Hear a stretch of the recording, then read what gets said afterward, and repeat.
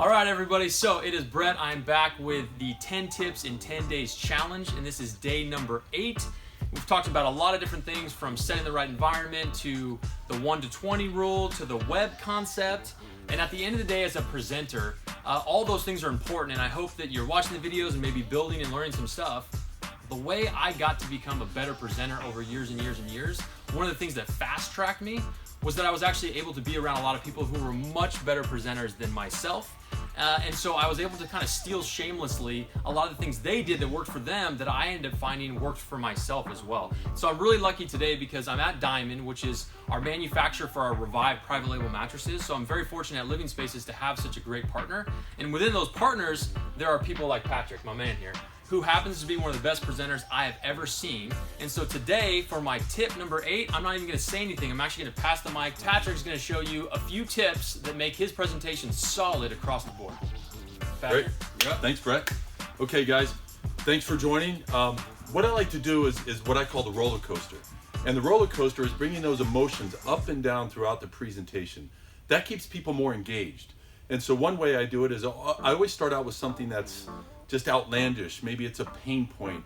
It's something to stimulate the brain into thinking. I remember one time I did a presentation right when Trump was elected.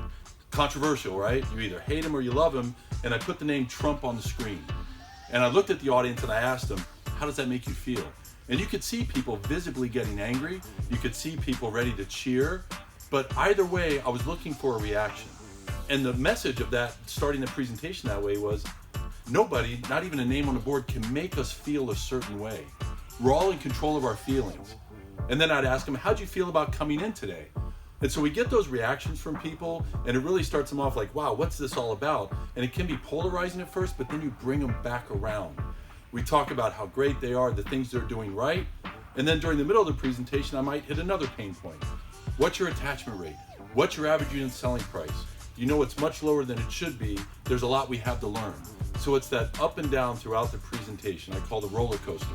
Find some pain points in there, find some high points, but always engage and always leave them with something that they can take away to get better at their craft. The other thing I like to point out is end on a high note.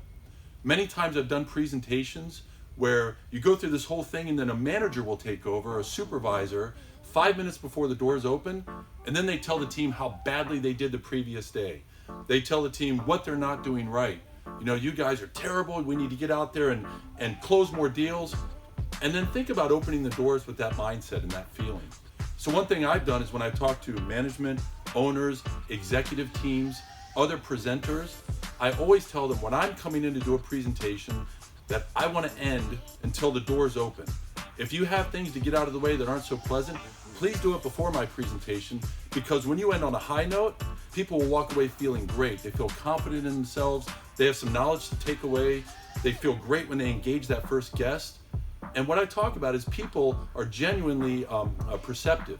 And when that customer walks in, they can tell if you're truly excited or if you're faking it. And so anyway, just a couple tips. Roller coaster, the highs and the lows, hit a pain point, hit some high notes, and then end on a high note at the end. A lot of ways I do this also is with a game. Forgot about that, right, Brett? Meant to play a game at the end. So there's a lot of different games you can play, give out little prizes, make people feel special, have friendly competition. They'll walk away cheering and clapping and ready to meet that customer. Those are my tips. Yes, thank you, my man. So, I know a lot of times when you guys watch videos or you read things, oftentimes you're not sure, is this really legit? I can tell you, this guy's presentation skills are off the charts, and it'll be validated in the comments below. And the reason why I want to talk to him and talk to you guys is just to remind you that we should all be sharing our content. We should all be looking for best practices, because at the end of the day, we all have something to learn. And especially when it comes to presenting, you can always pick up so much by watching others who are already doing a really good job. So thank you. Stay tuned for tip number 9.